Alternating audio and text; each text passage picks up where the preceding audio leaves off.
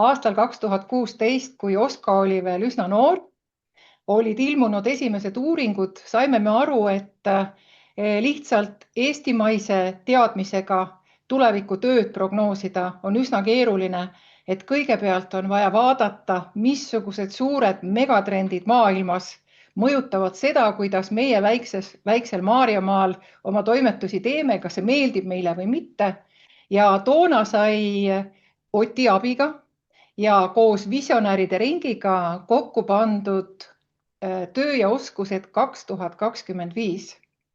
Tänaseks oleme jõudnud aastasse 2025 ja oleme taaskord Oti abiga kokku saanud uue tulevikku vaatava raamatu ülevaade peamistest tööturu arengutest, kujundavatest trendidest, tulevikustsenaariumidest ja riskidest 10 aasta vaates, töö ja oskused 2025. Ja seda kogumikku hakkab meile täna tutvustama Ott. Ott, kas sina oled nüüd see inimene, kes täpselt teab, mis juhtub aastal 2035? Ma ei tea, et vanasti pandi need inimesed tuleriidale, kes teadsid, mis tulevik toob. Jah, see raport, mida me täna siis tutvustame, on töö ja oskused 2035, et 10 aastat ettevaade, et eelmine oli siis 2025, mis me tegime 2016. Kui seda täna tegelikult eelmist raportit lapata, üsna pädeb selles mõttes ja mis on huvitav, et tegelikult need trendid ei muutu nii kiiresti. Et suur hulk sellest sisust, mis seal on, tegelikult töötab ka täna. Ja tasub selle koha pealt sirvimist ja selles mõttes need kaks raportit ei ole omavahel, ta ei ole kuidagi nagu mingi järgmine edition samast asjast või läbikirjutus, et ta on pigem ikka täiesti teine asi, teise struktuuriga ja teisi olulisi asju esile tõstev. Noh, kahtlemata siis ka kaasaegne või selles mõttes nagu tänapäevastes küsimustes. Aga selles mõttes, et nad nii esimene osa kui teine osa tegelikult on põnev lugemine ka täna ja kõik need karjäärinõustajad, kooliõpetajad, koolijuhid, et tasub lugeda mõlemat. Sest et osad asjad, mis me esimeses raportis kirjutasime, neid me teises ei käsitlenud, et me ei tahtnud ümber hakata kirjutama eelmist raportit. Ja Kutsekoja lehtedel on mõlemad raportid ka kättesaadavad või et kui ei leia, siis guugeldage töö ja oskused, kas siis 2025 või 35 ja leiate mõlemad ülesse. Ma ei tea, kas sa Tiia tahad veel sissejuhatust teha või hakkan räägima asjast? Ole hea, nüüd on kõik sinu päralt, ole hea. Räägi, mida sa kokku kogusid ja mida me sealt leiame. Okei, ma panen selle ette ka teile siis kuidagi tervikpilt. Nii, kõigepealt jah, et on siis minu nagu mitme kuu töövili, see suvi, see sügis on seda kirjutatud, seal on kokku circa 400 erinevat viidatud kirjandust, on trendiraport, selles mõttes ongi, ta on kogumik kõikvõimalikest raportitest, analüüsidest, mis on siin-seal tehtud. Ta struktuur kujunes välja ka selle töö kirjutamise käigus, mis tundus oluline, põnev, omavahel seotud ja selles mõttes ta on väga erinevatest perspektiividest kirjutatud. Ma teen Kuku raadios majandussaadet Boom koos Raivo Vare ja Anto Liivatega. Ma ikka aeg-ajalt küsitakse, et Ott, et mis teemasid saatesse valite. No, me valime neid teemasid, mis tunduvad endale põnevad ja siis me oleme ise nagu lakmuspaberid selles osas, et äkki on siis kellelegi teisele ka põnev. See raport on selles mõttes natuke samamoodi kirjutatud, aga arvestades ka siis minu enda tausta ja teist poolt siis ka Kutsekoja ekspertide mõtteid, me tegime ühist mõtteharjutust natuke, et mis seal siis kõik võiks sees olla. Et on selline ajasaruumis tehtud sooritus, põnev lugemine, circa 100 lehekülge, et ma usun, et sellist avastamisrõõmu kõigile, et head tutvumist ja see praegune ettekanne ei ole kuidagi pidi proov seda asja kuidagi tunniga ära kirjeldada, vaid pigem ta on ikkagi diiser sellest, et mis seal raportist võib leida, kust edasi mõelda. Kõikide nende teemade juures on ka hästi palju viiteid ja linke, et keda uurib nagu huvitab rohkem mingi teema, siis pusige edasi, saate mõne viite sealt kätte ja vaadake edasi seda.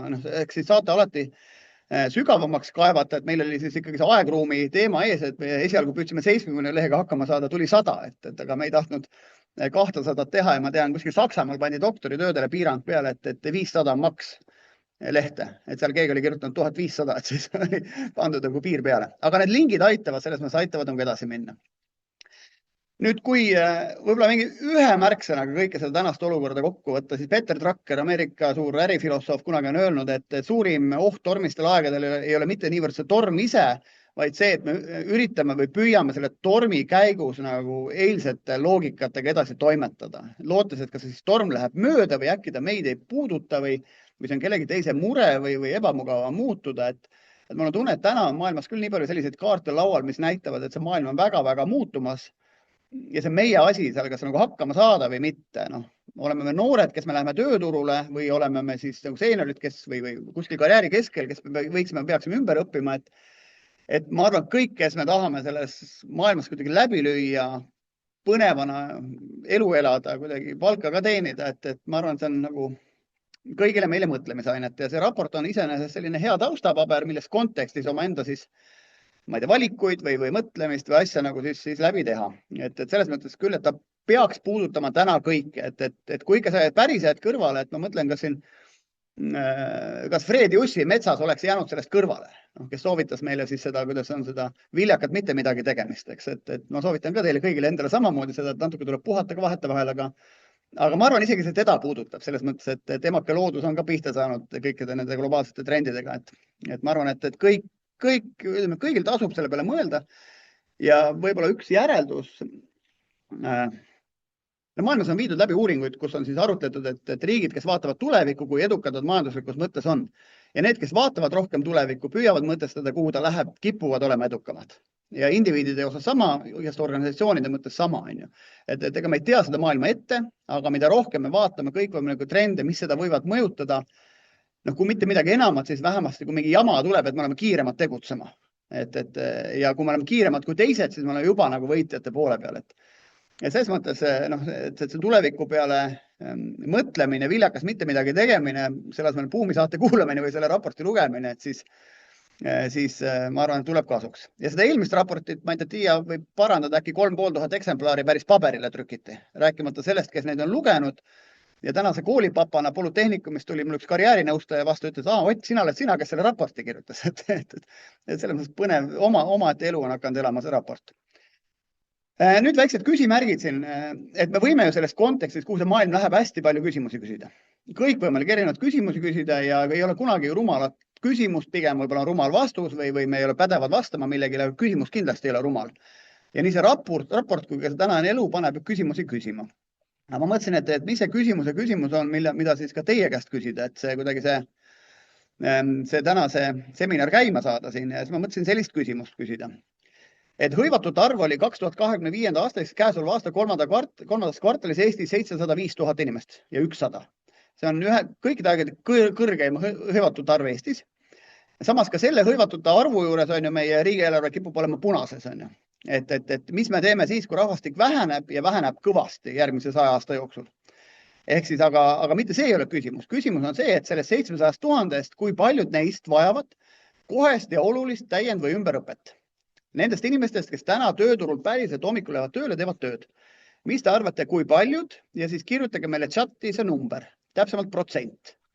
On ta 1% või 99%, see on teie valik, aga kirjutage chati siis neid protsente. Ja mõne aja pärast siis, kui te olete saanud kirjutatud, et siis me korra kommenteerime seda. Aga me hetkel siin ei peatu, aga kirjutage neid protsente ja pärast me võib-olla Tiia abiga teeme ka mingi sellise kokkuvõtte, mis siis keegi arvas nendest numbritest. Siin on ühel lehel minu CV ja see on sellepärast, et te natuke saaksite aru, osad inimesed võib-olla tunnevad, kes siin kuskil mind kuulab, aga mõni ei tea, et siis umbes see on mu taust.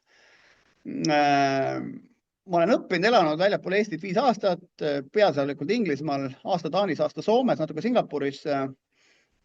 Mul on doktorikraad majandusteaduses. Kui ma lõpetasin keskkooli, ma lubasin, et ma mitte kunagi kooli ei lähe.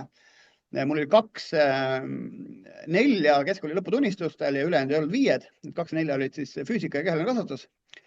Ehk mina leidsin oma õpimotivatsiooni kuskil hiljem ja varem olid mul mingid muud põnevad asjad teha. Aga võib-olla ka see pole oluline, et pigem ma olen üsna palju elus puutunud tehnoloogiatega kokku, vallas või teises ise töötanud, mõnes organisatsioonis olnud või seda juhtinud, kes on sellega kokku puutunud, ehk siis see tehnoloogiline maailm ei ole mulle võõras. Ja mul on päris suur spektrum kogemusi väga paljudest erinevatest eluvaldkondadest on see elu kuidagi kätte toonud mulle, ehk siis, et need järeldused või seosed, mis ma loon kas siis selle ettekandega või selle raportiga või ma ei tea, Kuku raadios, et kuidagi see on see taust, kust see nagu kõik tuleb. Et ma kunagi juhtusin ka Eesti Arengufondi, mis oli Eesti suur ajutrust, kes mõtles siis, tegime uuringud analüüse, kus see Eesti edu võiks siis leida ja teiselt poolt olime riskikapitali fond, millest kasvas seda samast SmartCap, kes siis investeeris Eesti startupidesse, aga alati koos erakapitaliga. Et sealt on võib-olla palju selliseid lugusid, millised Eesti ettevõtted ja miks on maailmas edukaks osutunud ja mis on olnud siis põhjused, miks ei ole edukaks osutunud, et seda tunnetust on üks jagu. Tipitaga Tehnopoli olen käivitanud ja täna juhin siis Tallinna Tehnoloogia Kolledžit. Sinne vahele mahub siit Delta Keskus Tartus, majandusteaduskond ja külalisprofessor olen ma seal jätkuvalt siiamaani. Ja kogu aeg olema siis eraturul ka midagi teinud, Skalta on mul spordiettevõtmine, mida ma ikka vean ja natuke konsultatsiooniäri ka. Et selline multitasking, ma arvan, see on selline, mida rohkem tulevikus, seda rohkem inimesed on sellise mitmikkarjääriga ja me selle loengu käigus ka jõuame, et miks see nii on. Jah, ma siis täna juhin seda tulevikukooli, kus me paneme kokku siis 4 kooli, Mehaanikakool, Tallinna Lasnamäe Mehaanikakool, Tallinna Tööstushariduskeskus, Tallinna Ehituskool ja Tallinna Polütehnikum. See on Eesti suuruselt 3.-4. kool, Tallinna Ülikooli suurune, aga nüüd oma olemuselt kutsekool või täpselt me paneme kokku kutsekooli, aga me teeme 4-aastast kolledžit. Ehk siis tehnoloogiaga lõimitud keskharidust pakkuvad ägedat kooli, kus tehnoloogiate spektrum on TalTech pluss Balti Filmi Meediakooli, võib-olla isegi otsa Lennuakadeemiat. Aga me oleme jah, selles mõttes pärast põhikooli, seal üks võib-olla õpilaste võimekus tehnoloogiaid omandada on suurem ja kartus väikesem. Ehk siis ma arvan, et see tänane trendid on ka sellised, et me peame varem tegelikult tehnoloogiat kätte saama, kui oodata ülikoolini.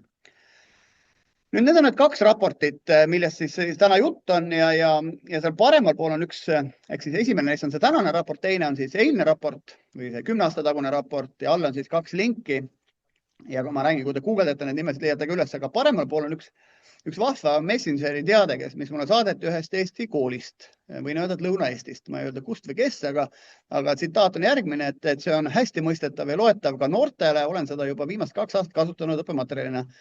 Äge, siis keegi oli vist noortest lugenud seda, see mees on mingi doktorikraadiga vend ju, mingi poiss, kes guugeldas siis mind vist. Oskab kirjutada selliselt, et ka mitte lugema harjunud noored seda lugeda viitsivad ja veel sisust aru ka saavad.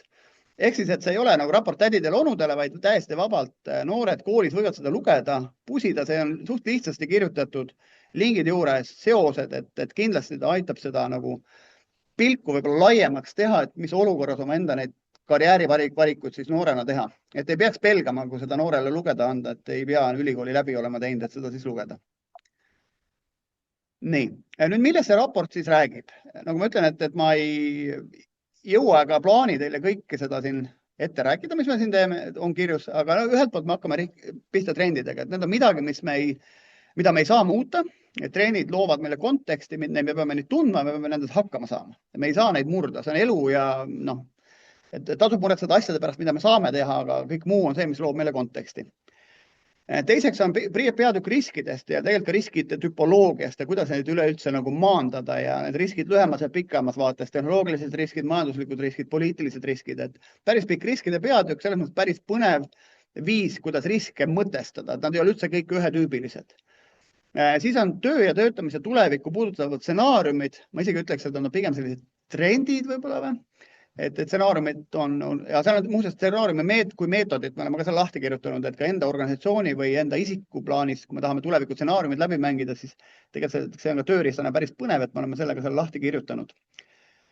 Siis juhtimine turbulentses maailmas, et kuidas ma ütlen, mida turbulentsemad on ajad, seda rohkem vaadatakse juhile otsa.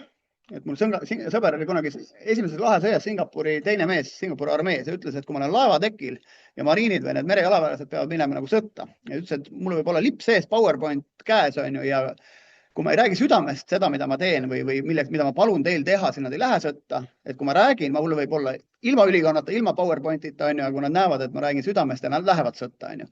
Et see on selle juhi või minust kõige ehedam viis, mis siis nagu niivõrd mitte juhti, vaid pigem nagu liidrit kirjeldab. Ja mida keerulisem olukord, seda rohkem juhi otsa vaadatakse, samas juhtimine on üleval püramiidi tipus on üksik, on ju, et sa pead ise leidma, kus siis ise nagu tuge ja motivatsiooni ja kõike seda saada. See on võib-olla teine teema, aga jah, et juhtimise olemusest turbulentses maailmas on ka üks peatükk. Siis on peatükk ennastjuhtiv inimene, erialalised ja üldoskused ning noorte ootused. See on see, et selles turbulentses ajas inimene ise peab ka hakkama saama ja mitte nagu stressi langema, kõik mis ümberringi toimub, et ka mingid tööriistad on selles osas seal siis lahti kirjutatud ja ka noorte vaadet siis just, et see noorte ootuse tegelikkus on siis lahti toodud. Ja siis sellest tulevikude olemusest, kahanevatest ja kasvavatest töökohtadest või millised töökohad pigem on kadumas ja millised on juurde tulemas, sellest on juttu üks peatükk. Tehisarust on tööturul juttu, ka selleks valmistumisest, tehisaru liikidest ja sellest, et kui pikalt ja millist tehisaru meil siis oodata tuleb ja kui suuri muutusi, millises tehisaru laines, kus on ka erinevad lained tegelikult siis oodata võiks. Siis on tegutsemine ja toimetulek sellises tehnoloogiaga lõimitud maailmas. Tehnoloogia on täna igal pool. Me võime mõtelda, et me oleme, ma ei tea, humanitaar või siin sotsiaalteadlane või et me ei pääse. Ühesõnaga, me mõtleme, et lähme turundusse ja teeme siis voldikuid ja postreid, aga tegelikult meil on hardcore AI seal taga, algoritmid on taga selleks, et planeerida meediat näiteks. Ja siis viimane on siis tervis kui elu ja töö tugisammas. See on ka mitmel põhjusel seal sees, et me selles olukorras siis nagu terved oleksime ühelt poolt, aga teistpidi ühesõnaga riikidel ei ole raha maksta kinni meie haigelt elatud aastaid väga pikalt või tulevikus. Ehk siis mida pikemalt me tervena püsime seda ja vaimselt viljakana on ja pensionit me ka ei saa, seda muret ka nagu ei ole, eks. Et seda kasulikum on meile endile, et see on meie endi kätes, et seal on siis natuke neid tehnikaid ja üldse seda konteksti nagu avatud, aga väga palju erinevatest tahkudest. Vaimne tervis, füüsiline tervis, sotsiaalne tervis, nutiseadmed, kogu see nutimaailm ja muud sellised teemad. Nüüd, kui kogu see raport nagu ühte lausesse või ühele slaidile panna, siis see oleks umbes nagu näeks see välja selline. Et me elame siis selles turbulentses maailmas, kus siis mitmikkarjäär on uus normaalsus. See mitmikkarjäär on seetõttu, et vaadake, rahvast on üsna palju vähem mingite aastate pärast. Et siin aastal 2100 paremal pool on üks skaala, mis näitab või see kaart, et Eestis miinus 518 000 inimest. Ehk Eestimaal on inimesi poole vähem mingisuguse 75 aasta pärast. Et kui meil täna see 700 000 tööhõive on juba nagu eelarve punases, on ja mis me teeme siis, kui 350 000 on töökätt, kes maksavad maksu. Ja osad neist on ka siis mingid platvormi tööd pidi, kus me ei saa seda maksu hästi kätte, on ju. Et mis selle riigi ärimudel üldse nagu tulevikus on, eks. Ja teistpidi ka toimemudel, isegi kui ärimudelit ei ole või on, et mis see toimemudel on. Ja millele see viitab, on see, et ühiskond ikkagi peab ju toimima, aga siis, kui meil on poole vähem, on ju, ja mitte on meid ei ole poole vähem, enamus Euroopat on ka poole vähem, et meil pole kuskilt Euroopast ka võtta neid talendimigratsiooni toetada. Ja võib-olla kolmandatest riikidest me jälle ei taha, on ju, nad ei assimileeru ära meie sellesse kogukonda siin. Aga ühesõnaga, üks on see riigi ärimudel, kuidas raha see riik suudab teenida, et oma kulud ära katta. Aga teine pool on see, et kui Islandile näiteks otsa vaadata, mis on rohkem kui poole väiksem riik kui meie inimeste arvult, et siis seal ongi et täitsa normaalne, et üks inimene on, ma ei tea, kooliõpetaja ja võib-olla, ma ei tea, poliitik ja abipolitseinik ja vabatahtlik päästja ja võib-olla treener ka veel takka otsa, et ehk siis inimestel on tegelikult ühes elus mitu rolli. Vahe on lihtsalt selles, et see, millega me raha teenime, on võib-olla erinev meie rollidest, aga meil on terve rida teisi rolle ka. Ja see viitab natuke ka sellele, et see vahe nüüd valgekrae ja sinikrae tegelikult kaob ka ära, sest üks lihtsalt teenib raha sellega, et ma teen mingit elektrisüsteemi ehitab ja teine on kuskil prantsuse keele õpetaja, on ju. Aga selle elektrisüsteemi ehitajal võib olla kodus mingi kunstigalerii, on ju, või ta võib tegeleda mingi hobiautodega tegeleda või ta võib luuletada või mida iganes teha. Ja samamoodi see vene keele õpetaja või prantsuse keele õpetaja esimesel võimalusel läheb õpib räpinas aiandust, et ta tahab ka midagi kätega teha, on ju. Lihtsalt, et see, millega me raha teenime, on teine, aga tegelikult see hobide spektrum on meil kõigil. Ja see lahendab ära ka selle probleemi, et meil käivad siis tüdrukud ja naised käivad siis kõrgkoolis ja poisid ja mehed käivad siis kutsekoolis või kolledžis, et pole ka seal suurt vahet, lihtsalt, et ühed on rohkem käelised või praktiliselt tegevused, teised rohkem intellektuaalsed, aga üle oma nende tegevuste spektrumi on meil tegelikult see portfell suhteliselt sarnane ja me ilmselt suudame ka siis ühist keelt leida nagu rohkem siis erineva haridusliku taustaga inimeste vahel. Nüüd seda lauset edasi minna, siis valdkondades seotus ja tehnoloogiaga põimumine on kõikides ametites. See, et tehnoloogia on kõikjal, ma rääkisin, aga see, et ka valdkonnad ise omavahel on seotud.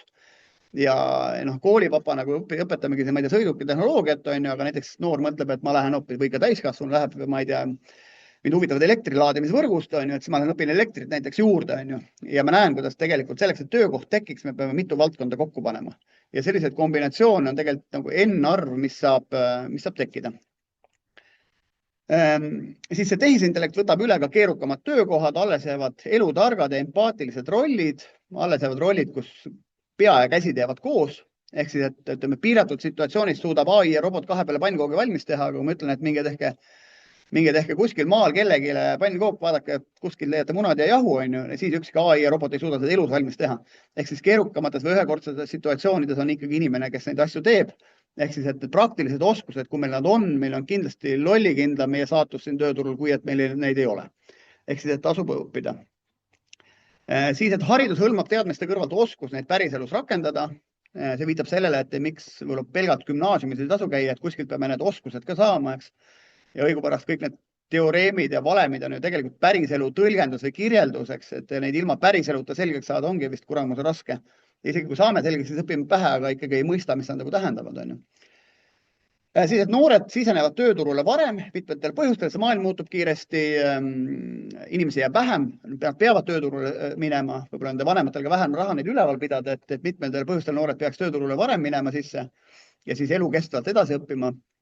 Ja teistpidi seeniorid töötavad kauem nendel varasematel põhjustel, et riigil pole lihtsalt raha ülal pidada, ei pensionäre ega vanemat generatsiooni.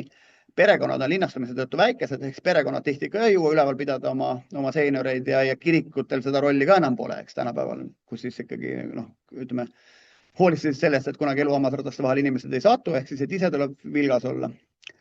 Ja nüüd jah, edasi ma ei räägi, sest see on osa vastusest eelmisele küsimusele, mis ma teie käest küsisin. Nii, nüüd kui me vaatame trende, et mis siis avaldavad mõju meie siis sellele maailmale, et siin on nüüd ühe allika põhjal üks popuri nendest.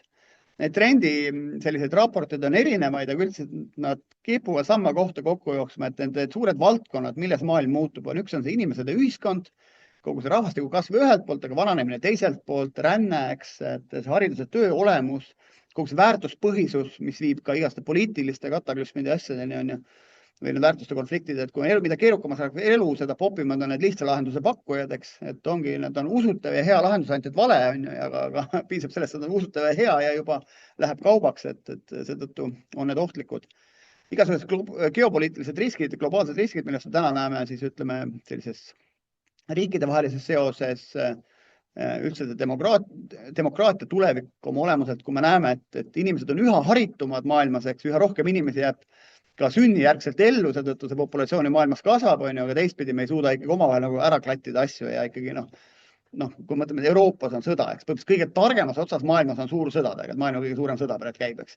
Et selles mõttes on uskumatu ühelt poolt, aga teistpidi ikkagi näitab, kui abras on see ikkagi see, ma ei tea, globaalne kogukond ja see reeglite põhine maailm. Siis, et keskkond ja ressursid, kliimamuutus ja reostus, vaatamata sellele, et Donald Trump on ametis ja nagu sellised, kuidas kliimamuutuse eitajad on nagu nüüd siis nagu jälle, eks, et ikkagi reaalselt on ikkagi see, et see kliima soojeneb, ükskõik kas siis päikese tõttu või oma käitumise tõttu, reostus kasvab linnades, eriti arengumaades ja see reostus jõuab siis jõgede kaudu maailma merre ja siis me kõik neid kalu sööme, kes on siis sigaretikonisid või plastmassi täis. Ehk siis, et vahet ei ole palju me teenime, see globaalse söögilaua ääres me oleme kõik kõrvuti ja elame ja hingame siis ja sööme seda sama kõike sisse.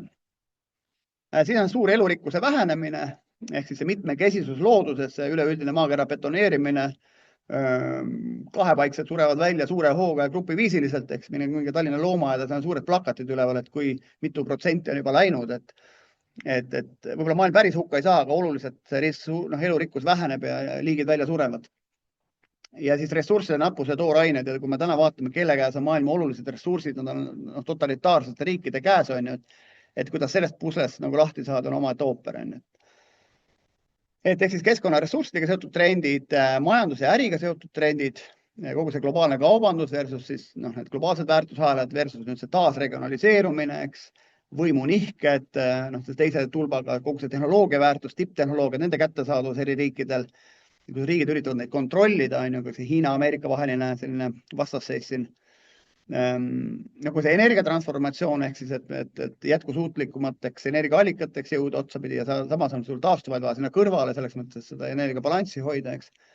Globaalne võlakoormuse kasv ja selle saatus on ju, et riigid on mega palju võlgu, on ju, ajalooliselt teame, et võlgadest sai lahti, üldiselt ka siis sõja või inflatsiooniga, on ju, et aga kolmandat varianti väga ei ole, eks, et kui sõda pidada ei taha riikide vahel, kes siis üksteisele võlgu on või kelle pangad on teistele riikidele laenu usaldanud, et siis inflatsioon on üldiselt rahatrükk on see, millega võlast vabaks saadakse, ehk siis, et see, et raha läheb ajas odavamaks, on ilmselge, et selles kontekstis me peame nagu oskama elada. Ja see on ka asi, kus tegelikult vaesemad grupid maailmas saavad rohkem pihta kui rikkamad grupid, kui meil on selline hüperinflatsiooni seis.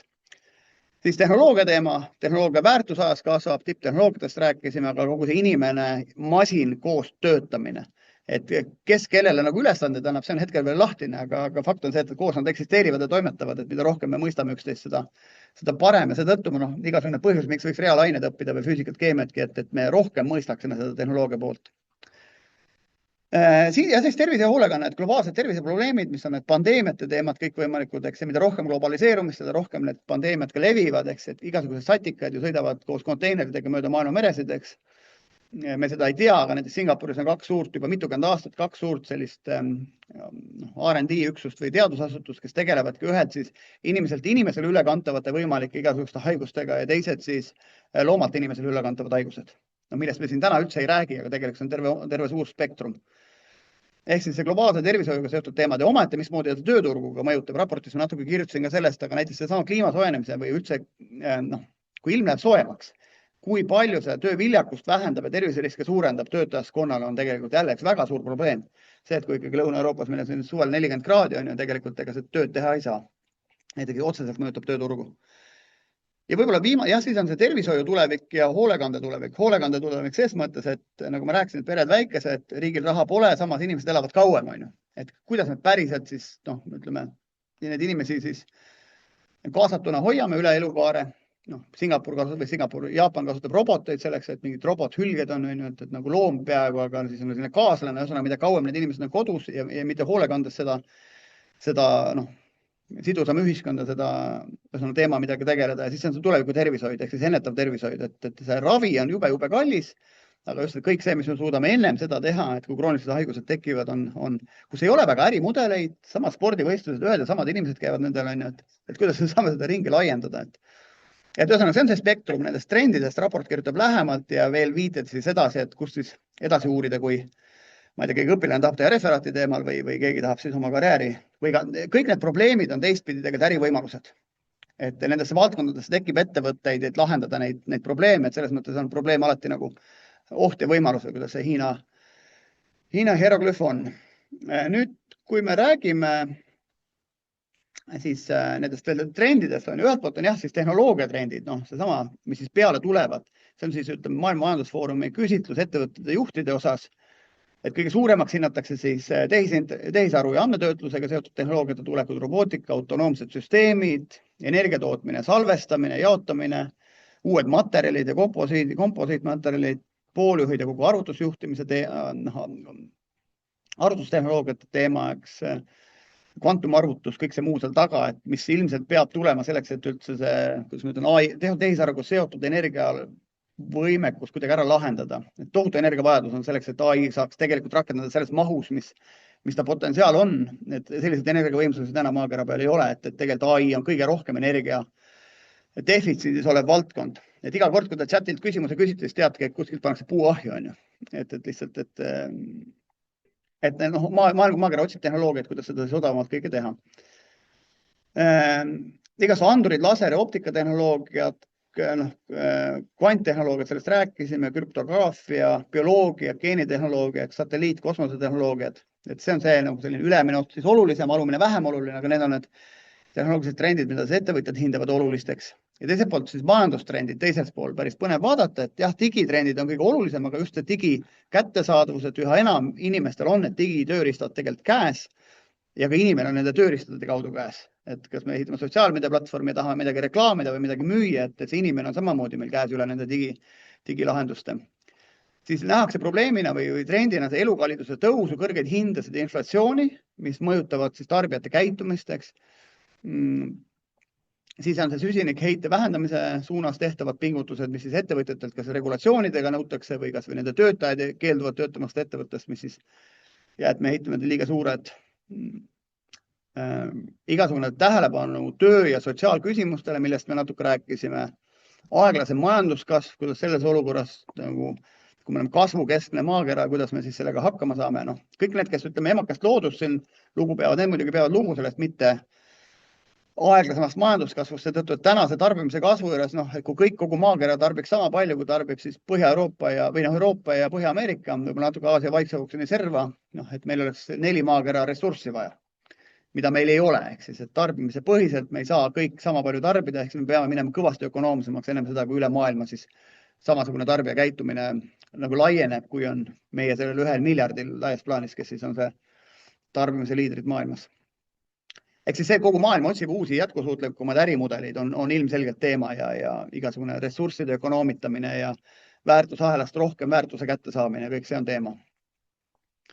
Ja nii edasi, vananev ja kahanev tööajaline elanikkond, mida selles olukorras ettevõtjatena pihta hakata, kasvav geopoliitiline lõhestumine, konfliktid, kahanev ühesõnaga jah, mitmed need trendid veel. Aga jällegi raportis saate lähemalt lugeda. Nüüd riskide pool maailmas, et Kennedy on väga hästi öelnud, et tegutsemisega kaasnevad kindla peale riskid ja kulud on ju, kuid need on oluliselt väiksemad kui siis selle mugava tegevusetusega kaasnevad pikaajalised riskid ja kulud. Ehk siis, et on nendega ebamugav lühiajaliselt tegeleda, kui tegelikult pikaajaliselt on see põõn suurem. Ja kui me paremalt poolt vaatame, siis nüüd kui vaatame riske lühikeses vaates, selline 2-aastane vaade, me näeme, et sellised päevakaalised riskid lähevad üles, on ju, et sellesama valeinfo, eksitav info, riigipõhised relvakonfliktid, ühiskondade polariseerumine asi. Ja kui me vaatame nüüd pikka vaadet jälle, pikas vaates need samad keskkonnaga seotud riskid üleval. Ehk siis, et pikas vaates on ikkagi need suured ja sellised eksistentsiaalsed riskid eksisteerivad, isegi kui lühiajaliselt tulevad uued teemad nagu horisonti. Ja 10 aasta perspektiivis 4 olulisemat on äärmuslikud ilmastikunähtused, bioloogilise mitmekesisuse kadu, ökosüsteemide kokkuvarisemine, klimaatilised muutused, maa ökosüsteemi muutused, loodusvarade nappus. Et ehk siis sellised ikka globaalsed suured asjad on olulisemad ja siis tuleb selline praktilisem küsimus, valeinfo, eksitav info on ju, paneme kõik seadmed kinni, me ei saa üldse infot ja elame ka edasi, eks. Nagu õhku ei ole või vett ei ole, siis sureme igatahes maha, on ju. Et selles mõttes on huvitav jah, et me selle turbulentsi käigus, kus meil köötakse mingi uus teema ülesse või on antud hetkel nagu oluline, siis maailma sellega ei lõppe, et meil on ikkagi need eksistentsiaalsed suuremad küsimused, et neid tuleb silmas pidada, vaatamata selline, mis siis selline nagu lühem konjunktuur on. Ja raport räägib ka tegelikult siis erinevatest nende riskide tüüpidest ja tüpoloogiatest, et kui me mingist riskist räägime, siis millest me õigupoolest räägime.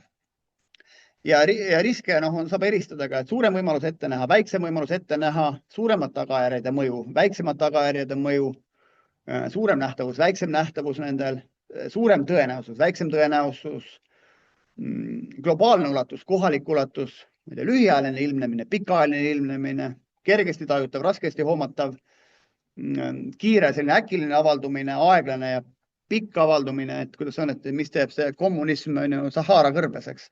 Algul ei tee mitte midagi, aga mingi hetk saab liiv otsa, on ju. Et see sama, et meil on maailma kõige efektiivsem tervishoid, seni kaugus on tervishoid enam pole, eks. Et selles on mingid asjad, mis nagu, see on nagu konna keetmisega on ka nende riskidega, et tegelikult me ei näe ja üks hetk näeme, siis on liiga hilja, et seda tasub silmas pidada. Aga riskide pealik on päris põhjalik, et seda tasub sirvida ja kindlasti leiate midagi põnevat. Ja jällegi, nagu ma ütlesin, need riskid on teistpidi ikkagi võimalused ka. Nad on ärivõimalused, nad on karjäärivõimalused, nad on raha teenimise võimalused, et nad on ennetamise võimalused. Et selles mõttes need on nagu mitmetahulised, et nad ei ole ainult, et paneme kiiuri pähe ja vaatame siis, püüame nagu ellu jääda. Siis päris põnev on see, et kui hakata neid riske omavahel siis seostama, et mis need kõige dominantsemad võib-olla sellised tahud on, mida silmas pidada. Ja ehk siis riskid on tegelikult omavahel väga tugevalt seotud. Ja siin ühes analüüsis jõuti välja sellena, et kõige dominantsem tegur või risk, millega kõik haakub ja kõik sõltub, on see ebavõrdsuse kasv globaalsel maakera peal.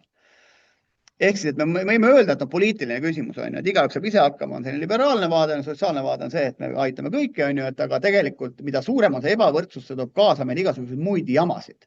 Me teame seda, et vähese haridusega ja nõrgal jõukuse järel olevad inimesed elavad 10 aastat vähem kui rikkamad inimesed. Lihtsalt niisama. Ainuüksi see mõjutab järelikult sinu elustiili, on ju. Kogu see ühiskondlik polariseerumine, mida rohkem hammasrataste vahele jäänud seltskond, seda lihtsamini on manipuleeritav, see sama populismiga, eks ju, on ju.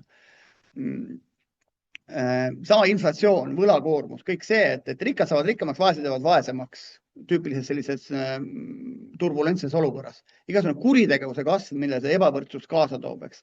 Me teame, Moskvas kunagi oli Ljubljovka oli see küla, kus siis või see linnaosa, kus siis rikkad elasid ja siis oli suur tara oli ümber, et teised neid siis ära ei sööks või paljaks ei varastaks, on ju. Et me teame Skandinaavias seda ikkagi see sotsiaalselt sidus ühiskond on igas mõttes tervem ja ohutum kui siis see, mis on hästi palju polariseerunud ja kõik see muu.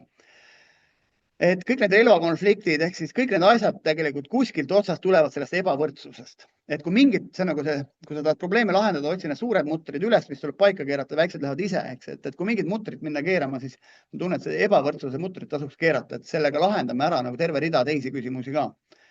Ja ka ärimudelid, kuidas seda lahendada või seal on kindlasti nagu, see ei ole ainult see, et jagame riigi toetusi siis ja kuidagi nivelleerime siis kuidagi need inimeste sissetulekud ühele tasemele, et ma arvan, et seal on nagu loovamad lahendused ka, aga see on täitsa nagu teema, kus tasuks edasi pusida, ma ei tea, teadustöid teha, koolides referaate, mida iganes.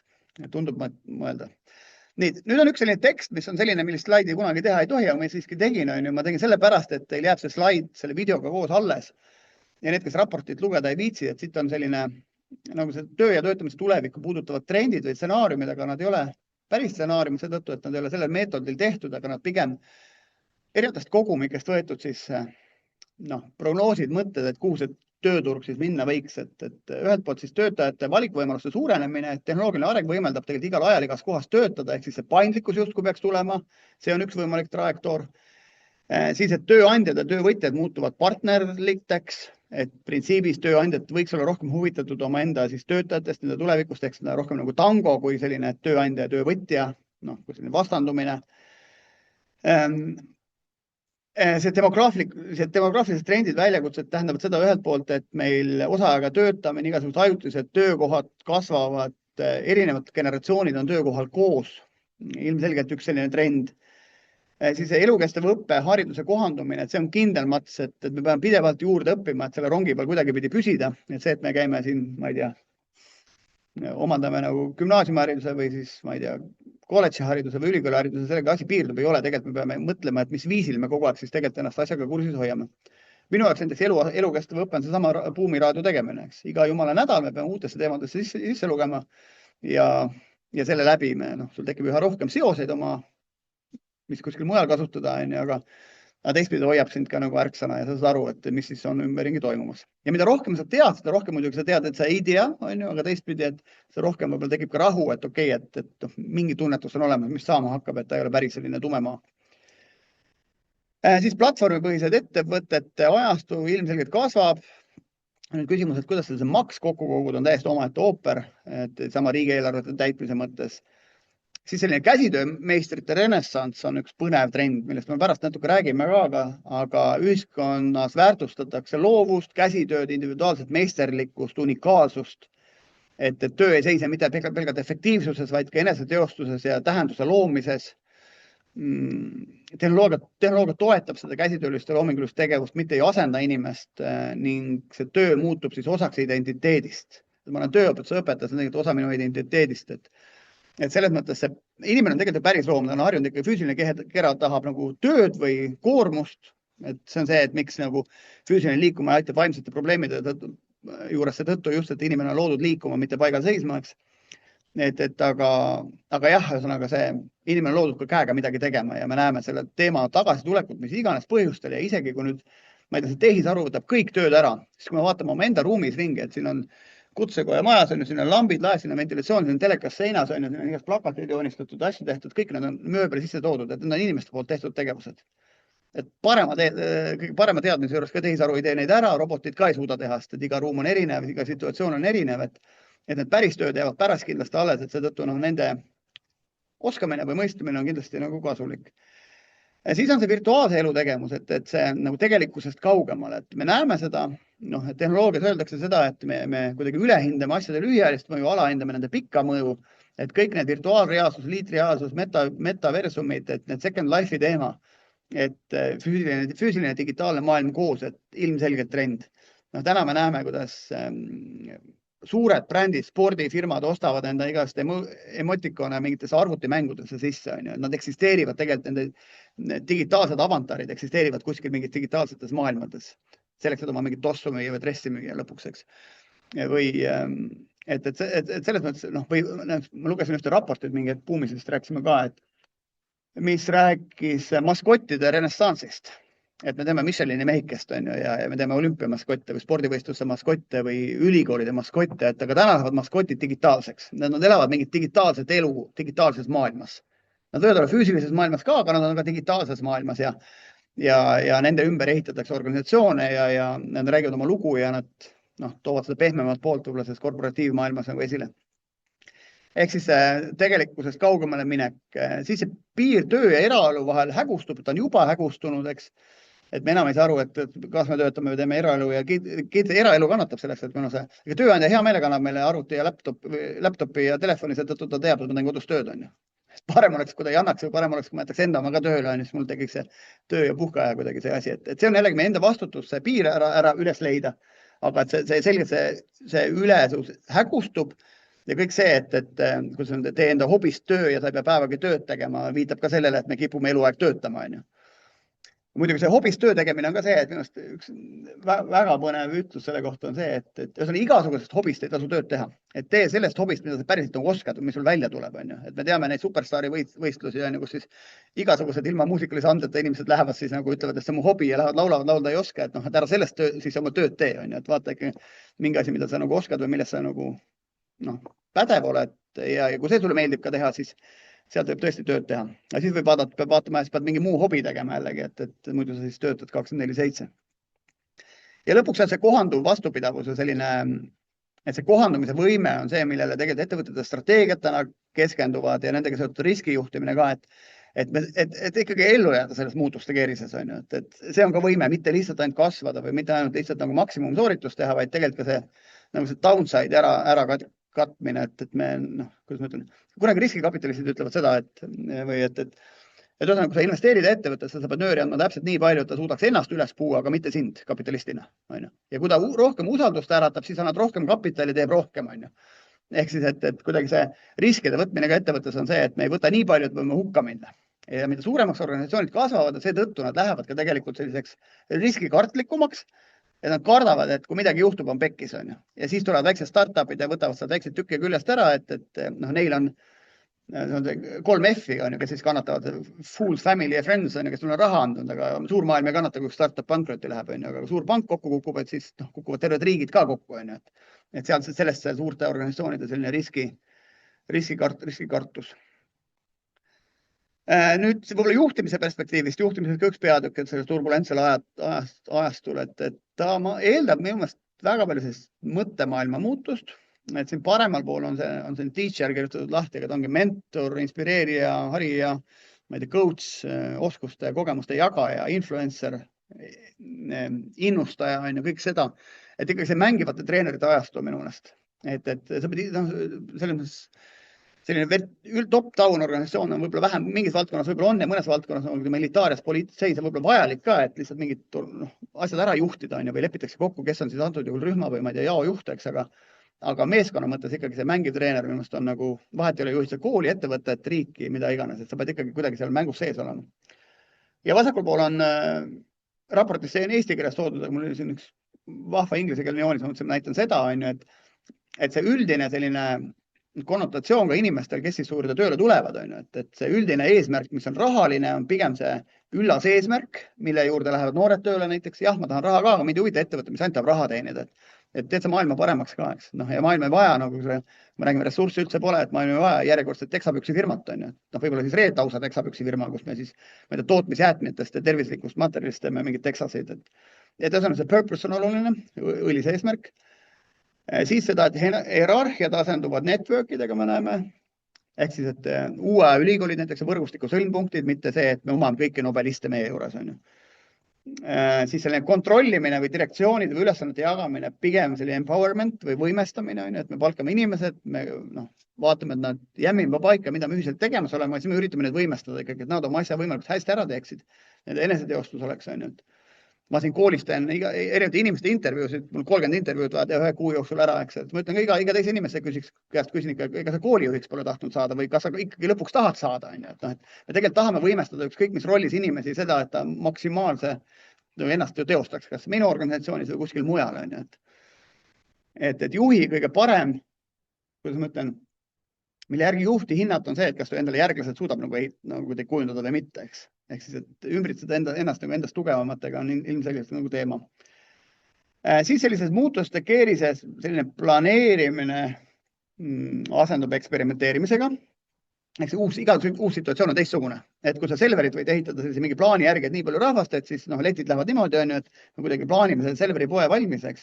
Et siis igasugune enamus situatsioone maailmas on ikka sellised eksperimentaalsed, et mingi teistsugune asi on kätte langenud ja nüüd peame siis lahendama seda ja mis oskused me peame selleks kokku tooma, mis tüüpi isikuomadused on ju, et seetõttu nagu igasugune, ma ei tea, projektipõhine õpe või grupitöö harrastamine mingites koolides kuskil on hästi-hästi oluline. Sest päris elu on ka selline, et me ise kõiki asju ei valda, me peame teadma, mis asju, kuidas kokku, me peame suutma võib-olla sõnastada neid väljakutseid, aga see lahendus tuleb koos teistega, eks. Ja viimane see privaatsus asendub läbipaistvusega, et tegelikult üks asi on avatud innovatsiooni mõttes see, et meil endal ei ole kogu tarkust, et kasulik on avatud olla ja siis väljast ammutada teadmisi ja oma jagada. Aga teiselt poolt see läbipaistvus viib selleni ka, et kõik on alasti põhimõtteliselt, on ju, et kui see vale on poolel teel ümber maailma, kui tõde saab püksid jalga, on ju, igasuguse sildistamise kontekstis näiteks, eks. Aga seda me peame arvestama, et kõik asi võib tulla välja ja siis pigem, et me suudame sellega nagu hakkama saada. Siin me näeme, et Uberil võeti juht maha selle tõttu, et oli mingisugune vist seksuaalse ärakasutamise teema kuskil Indias, on ju. Mingi episood, ma ei tea, mis episood see oli, aga Uberis läks pealik maha, on ju, USA-s, on ju. Ehk siis see on see, kui me näeme, kui palju läbipaistvus võib tegelikult suuri organisatsioone loksutada, et me juhina siis seda arvestame.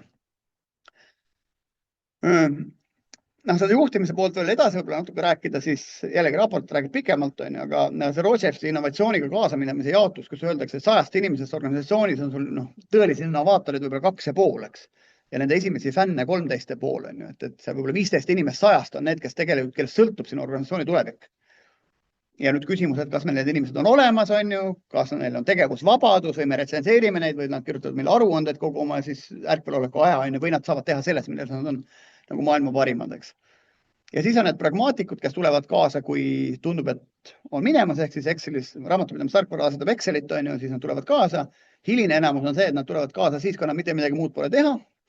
Ja skeptikud, need ei tule mitte kunagi kaasa ja need üldiselt selliste muutuste ajal vahetavadki töökohta või rolli, aga nüüd, et skeptikutel lasta nagu üle rääkida maja või pärssida need samad innovaatorite toimetamist, et siis me tegelikult, siis me olemegi paigal, siis me ei liigu, et selles mõttes on hea alati mõtelda, et kas meil esimene ots on olemas ja iga äkki see tagumine agressiivne vähemus tegelikult räägib nagu üle kõigist teistest. Meedias me näeme, on ju, et tegelikult see agressiivne vähemus on tegelikult pildis, on ju, mida värvikamalt sõnakasutust kasutada või tegevusi teha, seda rohkem pildis on, tegelikult on ta vähemuseks ja see viisakas enamus on vait, on ju, ja siis meil tundub, et meil on nagu hullumajas kohati, eks, et ühesõnaga, et seda peame vaatama nii organisatsiooni vaates kui ühiskonna vaates, et see skeptikute või selle vähemus ei sõida enda alla nagu teist osa ühiskonnast, eks. Ja organisatsioonis võib see tähendada kõigest mürgitajaid või teisi selliseid, kes on nagu ühesõnaga seda pilti võib võtta väga mitmest dimensioonis iseenesest, et mis kujul need proportsioonid meil majas eksisteerivad, aga hea on sedapidi võib-olla vaadata. Ja mida rohkem muutuvas on maailm, seda rohkem on seda esimest otsa kindlasti meil vaja, et inimestena, aga ettevõtjatena samamoodi need muutuste agendid peavad olema mida avalikus sektoris, mingite asutuste näol olemas. On see kutsekoda või mõni teine, et sul on vaja neid muutuste agente ka tegelikult nagu avalikus halduses igal pool, nii majade sees, ministeeriumide sees, kui ka tegelikult nende vahel. Koolides samamoodi, et mingite koolidega peab eksperimenteerima kogu seda uut asja, vastasel juhul me lihtsalt ei... Ja piloodid, eksperimendid on selles mõttes ka head asjad, et nad nagu piiratud kuidagi riskide võtmisel, tegelikult mängitakse mingid asjad läbi. Et kui midagi läheb pekki, siis me õpime sellest, aga meil kogu maja ei kuku kokku, et selles mõttes ka sellised eksperimendid on tänuväärt asjad.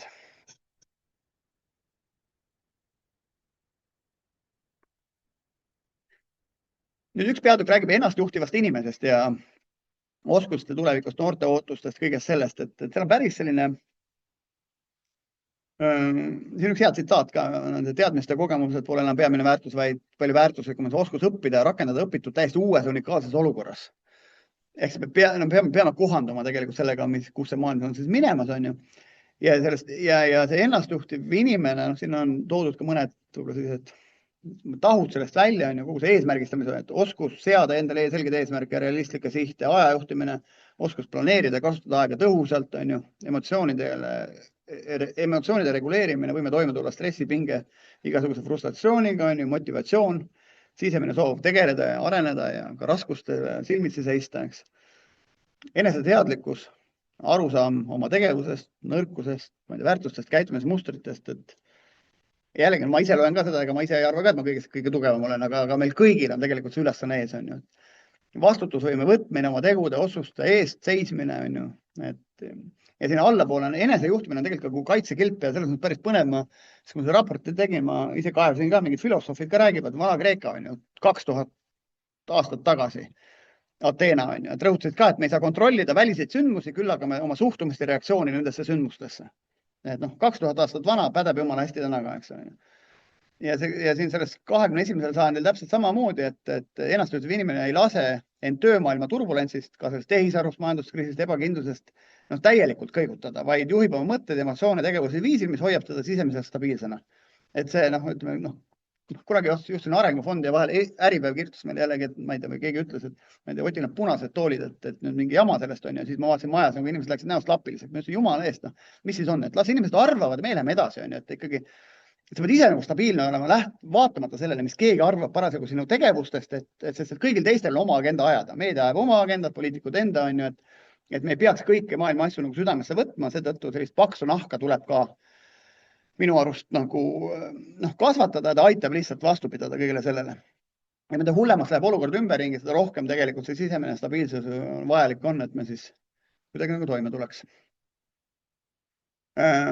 Siis üks seotud teema tegelikult on see üldoskused versus teadmised, erialased oskused. Et siin see ülemine joonis näitab päris hästi seda, kuidas need üldoskused, ma ei tea, suhtlemisoskus, juhtimisoskus, koostööoskus, ma ei tea, arvutikasutusoskus, kõik need on ajas kumuleeruvad, aga need erialased oskused, mida on saanud mitut karjääri omades mitu korda õppida.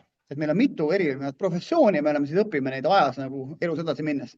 Aga need üldoskused teema karjääri kasvu juures on tegelikult kumulatiivne, kasvab vaikselt ja me peame mõtlema, et kuidas need võimalikult hästi ja palju kasvatada, sest et nende väärtus on vähemalt sama oluline kui erialaste oskuste oma. Ja nüüd, kui noortest rääkida, ma tean, et paljud õpetajad või karjäärinõustajad kuulavad seda, et igasugune, ma ei tea, vabatahtlik töö, tudengiorganisatsioonid, mis iganes projektid, aktuste korraldamine, igasugused sellised asjad, mis kasvatavad seda üldoskuste poolt ja võimekus suhelda erinevate taustadega inimestega, korraldada mingid asjad ära, kus on vaja väga palju erinevaid spektrumeid kokku tuua, et see on ilmselgelt midagi, mis nendele inimestele karjääris annab nagu väga palju juurde. Et erialaoskused võtab aega, võtab nende õppimine, aga nad on nagu tehniliselt õpitavad. Aga need üldoskused on kumulatiivsed ja võtab ka aega nad kõik omandada, võib-olla ka eksimist ja kõike seda ja mingid konflikte elus on ju, et selleks, et tegelikult paremaks minna. Aga selles mõttes näed, et kahte asja tuleb eristada. Ja siin on all mõned punktid, ma võtsin raportist tõksin lihtsalt välja, et kuidas siis nagu arendada neid üldisi oskusi on ju. Et igasugune rühmatöö ja projektipõhine õpe ja see ei puuduta ainult koole, see võib mõelda ka nagu organisatsiooni või ettevõtet. Ja siis igasugused väitlus- ja aruteluringid, mis kindlasti õpetavad meile näiteks seda, et kui me väitleme mingi objekti või teema üle, mitte isikute tasandil on ju. Ja isikute tasandil on pärast sõbrad edasi. Ja see on see midagi, mida nagu teadus õpetab väga palju. Teadus on püsti retsenseerimisel on ju. Et me põhimõtteliselt kotime teist inimest, keda me läheme kaitsmisele, ma ei tea, retsenseerima või et isegi juhendaja meid kotib tegelikult, aga selleks, et meie asi läheks ju paremaks. See ei ole see, et mina talle ei meeldi, pigem on see, tema tahab, et minu raport läheks paremaks. Et selline väitlusoskus ja oskus eristada siis teema üle väitlemist inimeste isikutasandil väitlemisest minust aitab nagu töörahu paljudes organisatsioonidest nagu tuua, et me ei taha, unustame isiku ära, räägime asjast, et me tahame maksimaalselt head sooritust ja arutleme selle üle, kuidas seda siis teha. Siis on stressijuhtimise, eneseregulatsioon, igasugused harjutused on ju, ja kellele mis töötab on ju. Mõni läheb rohib aias mingeid asju, mõni läheb saega metsa, ma näiteks läheb metsa saega on ju. Ma olen muuseas üks päev rääkisin lastega ääremärkusega teema, et kui mul on elus mingi asi nagu lappes kergelt, et mida ma teen, eks. Ja minu jaoks, mul algul oli alateadlikult, pärast ma sain aru sellest, et ma lähen teen garaažilaua korda. Et kui ma garaažilaud on korras, siis hakkavad järgmised kihid ka elust vaikselt korda minema. Et selles mõttes, või trenn metsa jaoks väga hea asi. Pea on sassid, lähed jooksed, algul ei mõtle mitte midagi ja siis mingi hetk on ketast puhas, uued asjad hakkavad pähe tulema. Et selles mõttes jälle viis, kuidas oma mingeid asju selgeks mõelda. Et ühesõnaga, et eri inimestel on eri tehnikad, see ei ole nagu universaalne, aga midagi peaks nagu leidma. Sotsiaalsete oskuste simulatsioonid, just kunstlikult tekitatud kriisiolukorrad või asjad, et kuidas vaadata inimeste käitumist. Et igasugused, politseis, Kaitseliidus tehakse ju tegelikult igasuguseid selliseid trille just nimelt selleks, et kui asi päriselt jamaks läheb, et kuidas siis inimesed käituvad. Koosolekute kultuuri muutmine organisatsioonis ka väga hea, erinevad tööriistad, kuidas seda teha. Siis mentorlus, kolleegilt õppimine, et kõigil me võiks mõtelda teadlikult või alateadlikult, kes meie mentorid on, kellelt snitti võtta või kellega rääkida vahel. Ja see individuaalne arenguplaan ka, et mis siis on see kuidagi mingi plaan, et kus ma tahan jõuda lühemas ja pikemas vaates, et see, mis ei tööta paberil, ei tööta päris elus ka, et vahel igasugused sellised läbimängimised võivad head olla. Nii, meil siin... Siis seda samal teemal nüüd edasi minnes, et siis kompetentsuse asjatundlikkuse nagu laienemine, et kui ajalooliselt oli meil siin spetsialistid, et tuli spetsialiste üldoskus, et see teekujuline haridus, et siis see on nagu edasi arenenud, see on see põhikooline haridus ehk siis spetsialist pluss üldoskused pluss erialased digipädevused, hästi spetsiifilised minu eriala puudutavad, siis see kammkujuline inimene, kellel on siis sama üldoskused, digipädevused erialased, aga siis neid spetsialiteete on mitu üksteist toetavat spetsialiteeti ja inimesel on mitu paralleelset karjääri ja tema väärtus on tegelikult nende karjääride kombo, aga need on sellised omavahel kuidagi rohkem seotud valdkonnad. Ja siis viimane on see X-kujuliste oskustega inimene, on inimene, kes on spetsialist mitmel valdkonnal, aga need kuidagi erialad otse ei lõimu omavahel. Et need võivad tulla kasuks mingisugustes olukordades, on ju, ma olen majandusekspert, täna koolijuht on ju, treener, abipolitseinik, eks. Nii, mul on mingid pädevused kõikidest nendest asjadest, aga mingis kombinatsioonis on nendest kasu. Ja kui sa selle koha leiad üles, siis seal on see väga, väga kasulik, et sul on need erinevad spektrumid olemas. Aga miks ma seda pilti näitan, on see, et tegelikult, kui me ennast ümber õpetame, oma karjääri tulevikus vaatame, on see selles tagumises otsas. Ja kindla peale, ma arvan, võime mütsi ära süüa, et kõik need noored, kes täna koolis käivad, nende elu on päris kindlasti seal tagaotsas. Võib-olla mingite üksikud erisustega, aga valdavad enamus on seal. Ehk siis, et kas meie kooliharidus vastab sellele ja kuidas me seda metoodiliselt üldse sellele nagu läheneme, et tegelikult selliseks eluks inimesi ette valmistada. Vot nii, et ühesõnaga siin on noortest, jälle ma ei hakka seda slaidi ette kirjutama, aga ma panin rohkem infot peale, et kes teil seda slaidishow'd või ettekannet hiljem vaatate, võite siis pausi peale panna neid läbi lugeda, eks, aga võib-olla siin on paar asja, siin on üks asi, et noorte oskus, et selle unistuste tegelikkuse ebakõla on väga-väga suur, et märkimisväärne osa noortest soovivad töötada ametites, mis nõuavad kõrgharidust, aga samal ajal nad ei taha seda kõrgharidust omandada. On ju, et selline skiso kergelt, eks, või kakofoonia. Ja sellised on 21% ehk viiendik õpilastest või noortest on sellised. Ja siis see, et noored kipuvad valima populaarsemad ja kõrge staatusega erialasid, jättes potentsiaaliga töömaailma võimalused kasutamata. Ehk konkurents läheb väga suurteks, juristid, IT-spetsialistid, kõik arstid on ju, mitte jällegi need valdkonnad, mis üldpädevustena on väga vajalikud, eks, aga meil on terve rida teisi töökohti, mis on samamoodi kindlalt toovad leiva lauale. Aga millegi pärast sinna ei minna, et see popid alad on ikka popid alad jätkuvalt. Et kolledžit täna juhtides, siis me just vaatame, et kuidas neid teemasid tuua võib-olla pigem horisontaalselt siis, aga ikkagi õpetada mingid muud päriselu, võib-olla ka käelised oskused päriselt ka selgeks. Ja siis, et õpilased ei ole kunagi oma karjäärivalikute suhtes olnud nii ebakindlad. Ja koolijuhina ma täna vaatan ka seda, et õpilased sellise enesekindluse nagu tagamine koolivalikul, et sa ei pea oma karjäärivalikut tegema, sa kogud tegelikult oskusi taskusse ja keegi ei keela sul ringi otsustada oma elus. Et see, kui lähed kuhule kooli pärast põhikooli, see ei tähenda, et ma pean nüüd selle karjääri valima. Ei, sa kogud tegelikult oskusi oma taskusse, mida rohkem sul neid nii-öelda on, seda ägedam inimene ja hakkama saavam inimene sa tegelikult oled igasugustes situatsioonides ja seda vajalikum tegelikult tööturule. Sest tegelikult tööturgu ei huvita, mida sa õppisid, et temal on oma probleemid ja kas sa suudad lahendada või mitte. Ehk siis, mida nagu mitme harulisem on see sinu pistik, seda suurema tõenäosusega sa sinna ettevõtluse või maailma harudoosi teda siis nagu pista suudad. Ja üks asi võib-olla veel, mis puudutab ennem selle ebavõrdsuse teema sisse, mis ühiskond erinevate riskide osas võib-olla kõige dominantsem tegur on ja ka nende maandamisele, siis tegelikult ka noorte osas, et sotsiaalmajanduslik taust määrab rohkem kui akadeemiline võimekus. OECD uuringud näitavad, et noorte karjääri ja haridusplaanid ei sõltu peamiselt mitte nende oskuste ja õpitulemustest, vaid hoopis sellest, millisest perest nad on pärit. Ehk siis see ootuste juhtimine, inimesed, kes on nagu noored, kes on nagu, võivad olla andekad, aga nad on sotsiaalselt probleemsemast perest, vaesemast perest, ma ei tea, regioonist, kus iganes, ja nad panevadki endale latti madalamale. Ja samas võib-olla vähem võimekad ja edukamast perest ja panevad latti kõrgemale.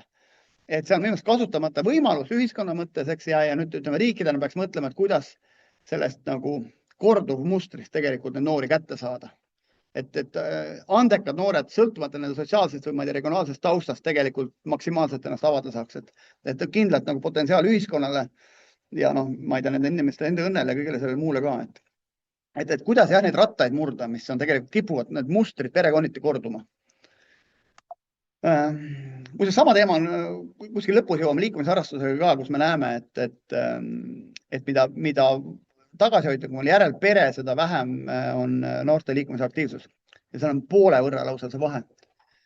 Ja siin on teile lihtsalt üks pilt näidata selles osas, et me rääkisime, milline on see maailm, aga tegelikkus on meil see, et 70% põhikooli lõpetajatest lähevad meil otse Mait gümnaasiumisse. 24% siis kuhugile kutsekooli või kolledžisse, 5% kukub üldse vaevalt maha. Aga nüüd häda on selles või milles on see, et tegelikult siin erinevad numbrid, ma võin natuke rääkida, et see 20-50 on see, et kutseõppest kogub 20% esimesel aastal, 50% õpingute jooksul välja, mida teadlikum on see valik ja suurem õpimotivatsioon, seda rohkem püsitakse koolis. Aga see 58-42 on huvitav näitaja, see on see, et 58% siis gümnaasiumi lõpetajatest läheb õpib kuskil edasi, nad õpivad mingid oskused eriala. Ja 42% lähevad otse tööturule ja see on nüüd seltskond, kes on tegelikult mure, et nad lähevad tegelikult ilma oskusteta tööturule, palgavaesus või tööandja peab õpetama ja no see seltskond on teinud vale valiku, selleks pidanud igal juhul minema õppima seda tehnoloogiaga lõimitud üldharidust, kutseõppes, mis iganes selles valdkonnas, kolledžites, kus nad oleks ilmselgelt saanud mingid tehnoloogiad, oskused, asjad juurde, lisaks selle üldkeskharidusele, kuna nad ei õpi niikuinii edasi ja siis nende karjäär on tükk maad kindlam. Ja nad tihti lähevad sinna seetõttu, et ma lähen gümnaasiumisse, mu tulevik on helge, ma lähen kutsekooli, ta pole helge. Et see on jumala vale järeldus, mis ma täna koolipapanaga näen ja mida me tahame tõestada, et kolledžid on, mida rikkam riik, seda rohkem inimestest läheb tehnoloogiaga lõimitud keskharidust omandama, ehk siis kolledžitesse, kutsekoolidesse, ametikoolidesse. Soomes üle 50%, Austrias vist 60%, Šveitsis sama palju, vist isegi 70 osad riigid, Holland samamoodi. Et mida rikkam riik, seda rohkem ikkagi noorest peast õpitakse üldharidus ja tehnoloogiat koos, et mitte neid eraldi. Ja kui me nii mõtleme tegelikult, et enamus üldharidus õpetavad, ma ei tea, valemid, teoreemid, asjad on ka tegelikult päriselu kirjeldused ja need nüüd õppida pähe ilma selle päriselu praktilise pooleta ongi nagu üsna raske ja kõik see poiste vähene õpihuvi ja siis ta ära kaobki, kui sa enam aru ei saa, kus kohas seda suurepärast asja siis nagu elus kasutada.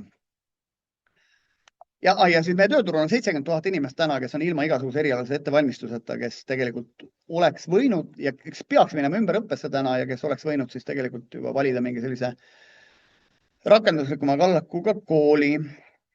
Nii, tulevikutöö olemusoskused. Peatume korra siin ka, aga raportis saate pusida lähemalt, et ametid, mis siis kaovad. Tellerid, kõik võimalikud pangaametnikud, ma ei tea, kas pankadel on mõni kontor kuskil on, võib-olla mõned on, aga üha vähem ja seal esiuksest klient saab üha vähem sisse, et üleval siis veebipankade taga olevad inimesed on ju toimetavad.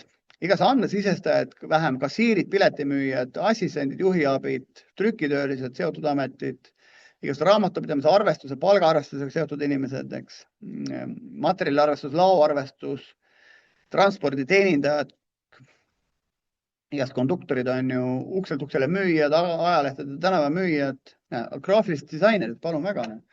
Strateegilised kogemusdisainerid on jätkuvalt, aga töökohti, ütleme, entry levelil pigem vähemaks, eks. Igasti menetlejad, kahjunõuete menetlejad. Üks kategooria inimestest, kes, mina tea, kas nemad teavad, aga vaadake kõik infoliinid, kuhu me helistame ja kui vastus on ei, et mingit asja ei saa teha millegipärast, siis teadki, et see amet asendatakse robotiga, oleks võid juba ära asendada. See robot teeb vastavuskontrolli, ma kunagi vaatasin, umbes 20 000 korda kiiremini ja 10 000 korda odavamalt kui inimene. Ehk siis, et anda ei vastus, teeb robot 20 000 korda kiiremini odavamalt. Seetõttu nagu ainus põhjus, miks Google infoliinile helistatakse, on see, et me tahame jah vastust. Mõelge välja, kuidas asi ära teha. Et kui sa annad meile ei vastuse, siis tead, sinu ametikoht kaob ja oleks pidanud juba ära kaduma. Et seda on kõik, on nad energiamüüjad või kes iganes ettevõtted, kus on siis infoliinid ja kui seal vastatakse ei vastuseid, siis ükski klient ei helista ei vastust tahtes. Ja te oletegi selles ametis selle tõttu, et teate, kuidas asi ära lahendada ja inimene ise ei saa seda asja lahendada, siis pakkuge parem heaga lahendusi välja, muidu teid koondatakse. Ja see puudub avalikku sektorit ka, munitsipaale täpselt samamoodi. Miks mingit asja ei saa teha? Jällegi, vastavuskontroll, eks, arvuti teeb kiiremini, 10 000 kordi kiiremini, et ehk siis jällegi, me oleme abilised, kui me juba inimene oleme, see inimesi on vähe, nad on kallid, on ju, et siis me peame ikkagi seda inimest olekut kuidagi õigustama ja siis lahendama mingeid asju ära, millega meie poole pöördutakse. Ja siis jada läheb edasi, mis siis kõik on kaovad, õigussekretärid kaovad ära, eks. AI teeb meile suurepäraselt lepingut ka valmis. Me peame ise mõistma, me peame suutma prompte kirjutada, me peame asjast aru saama, et AI ise ei tee midagi ära muidu. Aga meil on tehnikaid, kuidas efektiivselt teha entry level tasemel igasugused asjad ära. Ja teistpidi, mis asjad siis kasvavad tööturul, kus töökohti tuleb, eks? Et igasugused suurandmete spetsialistid, finantstehnoloogia insenerid, see tehisaru masinaõppe teemad, eks tehisaru robotid koos, tarkvara rakenduste arendajad, kogu infoturbe teema, eks, andmehaldus, suurandmete temaatika, autonoomsed elektrisõidukid, igasugune teema. Ja see on huvitav see, et kui me vaatame mingit valdkonda kitsalt, sama tarkvaraarendusena, justkui nagu töökohti lühises ajas, me näeme, et tarkvaraarendajaid on, ma ei tea, vakantsid on suured hetkel, lühiajaliselt on see probleem pikaajalises vaates, kõik asi on tarkvaraga seotud. Jah, tarkvara inimesed ka peavad spetsialiseeruma, kas need samad see AI teema suund või andmehalduse suund või mida iganes, aga ilmselgelt töökohti tekib. Niisamuti nagu sõiduautotehnikuid justkui jääb vähemaks, eks ole, samas ta on inseneeriasse kõige parem sisseviskaja üldse. Sa võid mehhatroonikat, mehaanikat, elektrit, nõrkvoolu, elektroonikat, kõiki asju, eks, aga sa sobitud, sa saad spetsialiseeruda, ma ei tea, kuni lennunduseni välja põhimõtteliselt, et igale poole ja ongi, kui isegi auto hoolduses jääb inimesi vähem, siis näiteks elektriautode osakaal on täna jõudnud sinnamaale, et nad hakkavad garaaži alla jõudma. Ehk siis garantiiajad jõuavad läbi, mis tõttu, kes neid haldavad, kes neid remondivad ja kui nad on ebapädevalt remonditud, siis hakkavad nad meil majade keltrites maha põlema koos majadega. Ja me teame, et see on tulevik. Nüüd küsimus, kas me teeme midagi selleks, et selles vallas inimesi nagu päriselt koolitada või me ootame ära esimese jama ja siis hakkame tegema. Ehk siis jah, me näeme, et mingid töökohad tekivad, mingid kaovad ära, aga samas alati nende puude taga peaks nagu metsast nagu aru saama. Et need ei ole, et võtame ühe raporti, seal öeldakse, et mingi number väheneb, et päriselt nii ongi. Tegelikult ei ole, peaks küsima, et okei, nende pädevustega inimene, et kus tööturul nende võimalused kasvavad ja pigem laiendada seda spetsialiseerumise hulka või ulatust, eks. Me tegelikult oma koolis, tehnoloogia kolledžis vaatame, et meil on vähemalt mingi 5 valdkonda, kus printsiibis saaks spetsialiseeruda lennunduse suunda. On ta sõiduautotehniku poolt, on ta mehhatrooniku poolt, ehk elektroonikatööstuse automaatika pool, on ta tarkvara poolt, on ta side poolt, on ju. Ehk siis väga paljud valdkonnad ja me saame hoopis mingis N-kohta spetsialiseeruda, sest seal on töökohad tekkimas, eks ju. Et selles mõttes peaks nagu loovalt vaatama otsa ja peaks vaatama ka, et mis kombinatsioonis me peame siis spetsialiseeruma selleks, et tuleviku töökohtade mõttes õnnestuda. No nii, siin me ükspäev saime kutsekohas kokku, siis ka ühes sellises tarkade seltskonnas tegime väikest sellist harjutust, et mis on siis need kõige 3 ametit või rolli, mis 10 aasta pärast tööturul on kindlalt olemas. Ja no nii, õpetaja, arst ja insener, eks. Igal juhul olemas, juuksur on olemas, minul pole sooja külma sellest, aga on terve rida inimesi, kellel on, et eks juuksuriamet ka on. Ise palju juuksur palka saab, see on teine teema. Et osad ametid on kõrgema sissetuleku või tunnitasuga lihtsalt. Aga nagu me näeme, et paljud neist on ikkagi selline, kas ta on vahetu kontakt inimesega, kus meil on seda inimese kihti vahele vaja, või ta on siis, et see tehnoloogia, päriselu ja kuidagi käeline asi koos. Tehisaru teema. Nüüd me seminar siin vaikselt jookseb aeg kõvasti, eks, aga tehisarus on ilmselgelt 3 tsüklit, milles me täna oleme selles esimeses, kus AI on hästi spetsialiseerunud, suudab teha kitsaid ülesandeid, kus sa selle ülesanded talle annad. Me oleme seal teel, et on see üldintelligent või üldtehisintellekti tehisaru, kes on selles mõttes suudab olla juba võimekuse sarnane inimesele, ehk see suudab nagu intuitiivselt valdkondi siduda ja anda sellise koherentsema, terviklikuma lahenduse vastuse erinevalt tänasest a la chatid asjad, kes annavad konkreetse vastuse konkreetsele küsimusele. Ja nüüd see, mida maailm tegelikult suuresti kardab, on see superintelligent seal tagaotsas, mis on siis ülivõimeline või üliinimlik tehisaru, kus räägitakse 10 000 korda inimese võimsust, inimese ajuvõimsust. Ja see on see, kus tekib olukord, et kas arvutid võtavad maailma üle. Ja sinna me niipea veel ei jõua, me oleme mõningad aastad sinna teel veel, aga see on see, mida tegelikult kardetakse. Ehk siis ka tehisarust, kui me tast räägime, peame rääkima, et millest me täpselt räägime. Et kas on spetsiifiline tehisintellekt, üldtehisintellekt või see superintelligent intellekt. Ja siin on näha umbes graafikul sama asi, et see supertehisaru või see asi, kiired kasvu eri hinnangud, et millal ta siis nagu tõesti suureks kasvab, et seotud ka selle sama arvuti võimsuse ja energia poolega seal taga, eks ju. Ma ei tea siin, ma peast ütlen numbreid, aga vist Ameerika Ühendriikides keskmine tuumajaama vist hetkevõimsusega, ma ütlen valetan, aga hetkevõimsust on vaja 35 korda ühe tuumajaama lisamine selleks, et tehisaru mõne aasta perspektiivis tema võimsus ära rakendada. Ehk siis ta saaks selle võimsusel töötada, mis me tahame, palju on energiat vaja, et puhttehniliselt ta hetkel ei ole lahendatav, et seal energia nappuse teema on, millesse see hetkel põrkub. Siis on tegutsemine ja toimetulek tehnoloogia keskses maailmas, et see kõrgtehnoloogiline käsitöö, selline high-tech, low-tech koos, eks, ma siin mõned pildid pannud, see Motors Valley, mis on tegelikult Inglismaal üks haab, kus tehakse enamus vormel 1 autosid, eks ju, et seal on väga palju on käsitööd sees tegelikult. Superautode tegemisel, igas sportautofirmades täpselt samamoodi käsitöö. Šveitsi kellad, väga kalliotsa kellad jätkuvalt on käsitöö seal sees.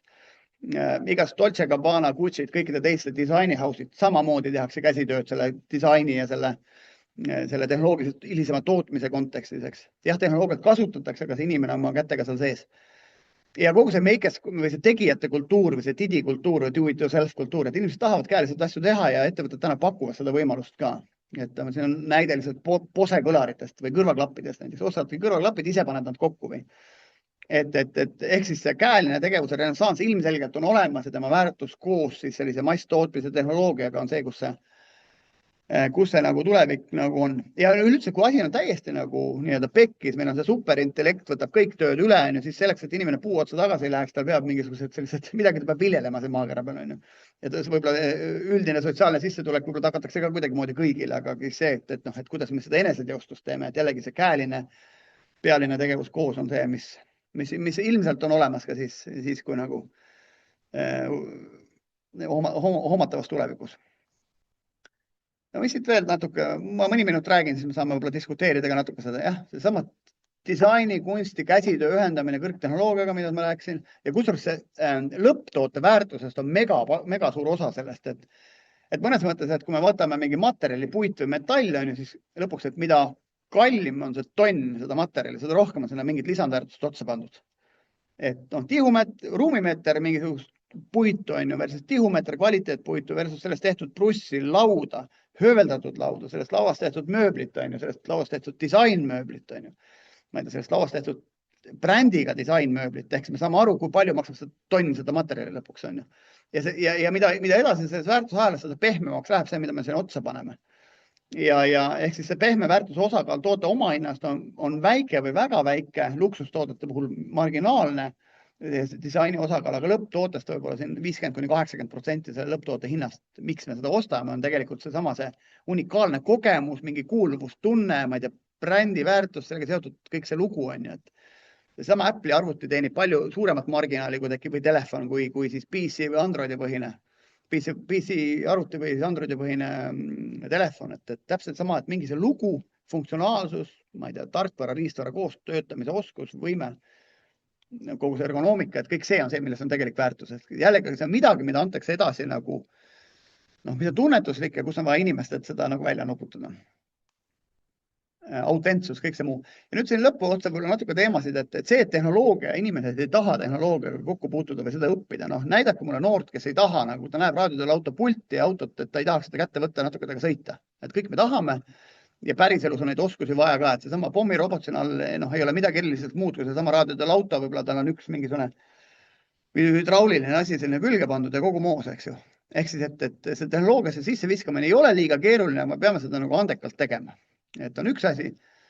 Ja teine asi on see, et tüdrukud tehnoloogias, et neid ei ole, on ka jama, et neid tegelikult on, et võiks olla kõvasti rohkem, et siin on meil üks rauataltsutajate, üks telesaade, mis me lindistasime oma Lasnamäe siis campuses või Lasnamäe õpikohas oma siis selles Tallinna Tehnoloogia kolledžis on see suur keevitusvõistlus, tuleb telesse kuskil detsembris, jaanuaris ja Helen on meie selle valdkonna juht, et päris selline hardcore metallis ka tegelikult on.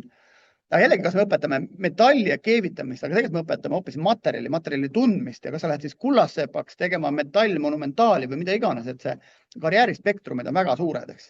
Lõpuks metall lennunduses täpselt samamoodi, lennukikered on kõik metallist, alumiinium detailidest, ehk siis ka, ja need pidevalt läheb katki, see tuvi läheb vastu lennukit ja mingi detail läheb katki, on ju, et neid vahetatakse. Ehk siis meie asi võib-olla koolina ongi näidata, et metall on sinu baasoskus, aga tegelikult su karjääri võimalused on väga palju laiemad kui see, et sa lihtsalt lähed nüüd keevitust oma, ma ei tea, tunni või meetri kaupa kuskil. Nii, mis veel? Jah, ja siin on see, et kui me hariduse prillid paneme ette, siis haridus on tegelikult nagu Vooglaid ütleb, on teadmised, oskused ja arusaam. Teadmised, mida on oskused, kuidas arusaam, et kus siis seda teadmist on vaja, on ju. Teadmised on oomiseadus, oskused on elektrijuhtmide oomiseadus, elektrisüsteemi oomiseadus ja arusaam, et kus minu elektrikuoskusi või elektritausta oleks vaja.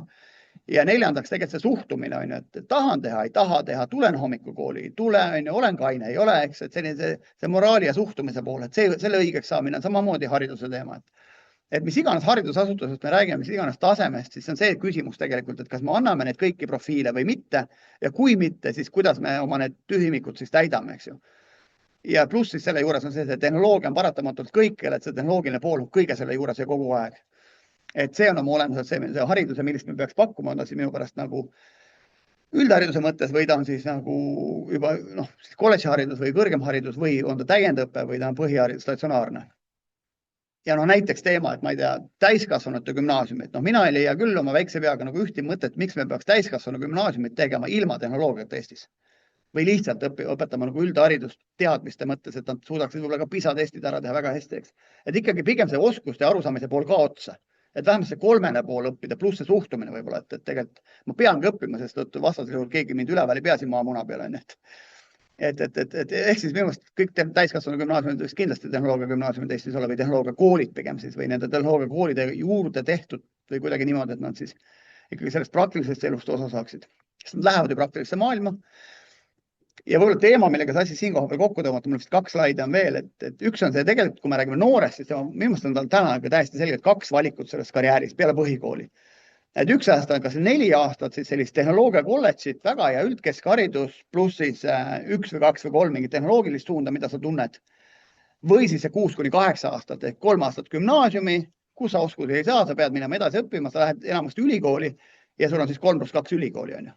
Ehk siis sul on see põhimõtteliselt 6–8 aastat versus 4 aastat ja nüüd ma mõtlen, et kas tõenäosus töökohta leida või kõrgemat palka saada 8 aastaga on suurem kui 4-ga või ma teen selle 4 ära, lähen tööturule ja ma näen, mida ma täpselt pean ülikoolis edasi õppima.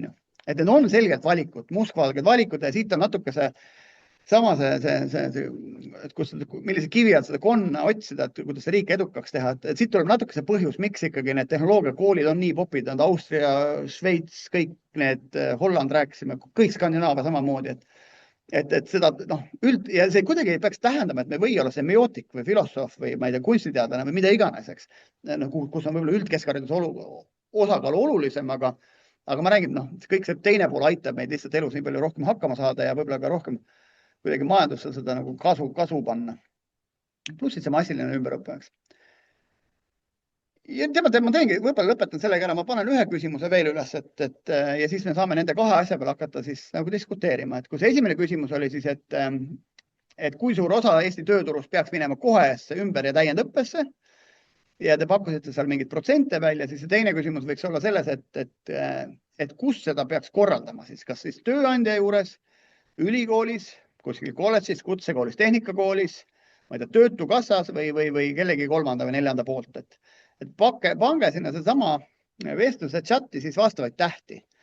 A, tööandja, B, ülikool, C, kolledž või kutsekool või tehnikakool, D, töötukassa ja E siis keegi teine. Et vaatame siis, mis siis meie see kollektiivne aju arvab siis, et kus kohas see portsrahvast tuleks ümber õpetada ja siis. Esimene pakkumine on C, E, C, C. Aga ma võib-olla teen senikaua, kui kuulajad tähti panevad kokkuvõtte sellest esimesest küsimusest. Ja, palun.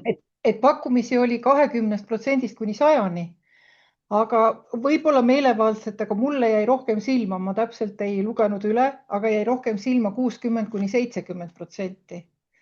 Kas sa viitasid oma vastuses, et see on kuskil poole peal? Räägitakse jah poolest, et see varieerub siin 5% sinna tänna, aga üldiselt pool, ehk siis iga teine. Põhimõtteliselt, kui te 4 käisi ruumis, siis 2 tükki peaks kooli minema ja keskmise pikkusega aasta. Eks?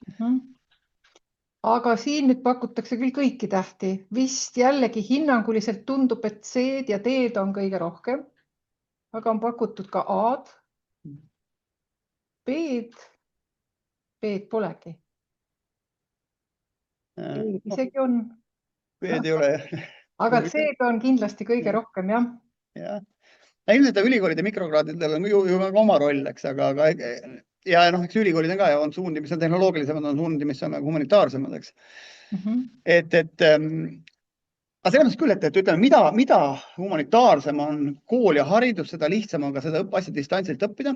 Ehk siis, et kui ma tahan õppida humanitaar- ja sotsiaalteaduse, et miks ma ei peaks Harvardi loenguid võtta, täna AI tõlgib ka eesti keelde mul need asjad on, et miks ma peaksin õppima Tartu või Tallinna Tehnikaülikoolis, eks, mida rohkem on ikkagi praktikaga seotud, seda rohkem on ta koha sõltuvus, et me ei saa, me tahame laborisse või töökotta minna, see on meil siin koha peal, eks. Muidugi, haridusega kaasneb tegelikult ka sotsiaalne väärtus ja kõik see muu ka, see meie võrgustik ja üldine see, et mida haritum on inimene, seda edukamad elus on niikuinii, kõrgem palk, paremad töökohad, seda niikuinii. Et mida rohkem ägedamat haridust, seda parem loomulikult, aga just kui me räägime siis praktilist ümberõpet, siis selles osas mul on ka tunne, et sinna keskele peaks seda vaatama natuke. Ja huvitav teema, seesama töötukassa teema. Vaata, töötukassa on ju tegelikult, tee on see ju, kes ta näeb tööturgu, ta võib-olla finantseerib mingit tegevust, aga ta ei saa ise seda korraldada. Tal endal ei ole ei õpetajaid, erialaõpetajaid, töökodasid, laboreid, eks. Et ta saab võib-olla orkestrant olla seal, jah, aga kuskil mujal tuleb see teha. Ja nüüd küsimus on, et võib-olla mis on, me teame, et väga palju ümberõppe asju või lühiajalist ümberõpet on tehtud siin eraalgatuslikud, väiksed konsultatsioonifirmad on siin seal üht-teist pakkunud, aga kui me räägime ikka selline aastast ümberõpet, siis seda päris garaaži all nagu ei tee, on ju, et see peab olema ikkagi vähegi professionaalsem organisatsioon, suuremad laboritöökohtade baasid, et selles mõttes on nagu, et ta ei ole selline hobiõpe, ta on ikka päris asi, on ju, et seetõttu ka minust nagu väikse, ilma koolita selline raske nagu vastu panna. Oota, ma vaatan, mis meil veel, mul on siin 2 arvutit ees, mis meil siit veel pakutakse, B ja C. Tuleme, ülikool tuli sisse. Keegi teine. Huvitav oleks kuulda, kes see keegi teine on. Päris palju keegi teist. Aga anname võimaluse ka küsida. Meil on jäänud veel ainult 9 minutit. Head kuulajad, kas te tahaksite algatada mingit diskussiooni, kommenteerida või küsida seda kõike, mida Ott rääkis selle kohta?